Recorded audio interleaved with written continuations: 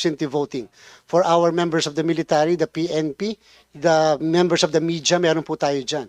But wala po tayo, for example, kahit po yung sa Meralco, yung mga linemen ng Meralco, hindi po tayo nag-a-afford ng early voting kasi wala sila sa batas. Yung mga lawyers na mga congressmen, mga tumatakbo, hindi po sila nag-early voting. Hindi po sila nakakaboto kasi wala po sa law.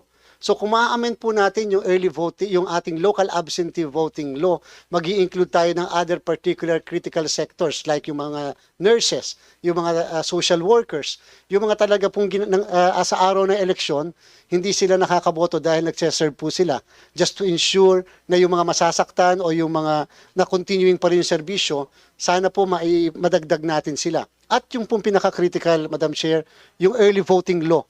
Hindi lang po early voting hours. Kasi may problema po kami sa early voting hours, Madam Chair. Tingnan nyo po.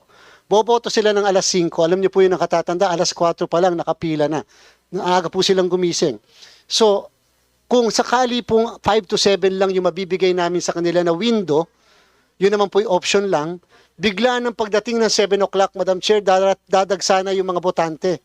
So, yung mga nakatatanda, maaari yung iba dyan ay maunahan noong mga regular na botante. So nababaliwala rin po yung early voting hours. Samantalang kung pabobotohin natin yung nakatatanda, may kapansanan, ng 1 linggo bago mag-eleksyon.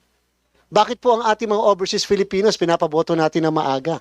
Bakit po yung ating mga media pinapaboto natin na maaga? Military, PNP, pinapaboto natin. Kung pabobotohin natin na maaga ang nakatatanda, may kapansanan, sa araw ng eleksyon, naghihintay na lang po sila ng results. And take note, we have 11 million to 12 million senior citizens. Ang PWD po natin is almost 550,000.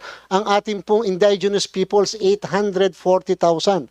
Ang PDLs natin na pwede rin pabotohin na mas maaga, 68,000 to 70,000. So, yan po, kung sakaling early voting tayo, hindi lang early voting hours, sila ang boboto na mas maaga and therefore masisigurado natin tataas ang bilang ng botante ng Pilipinas na boboto.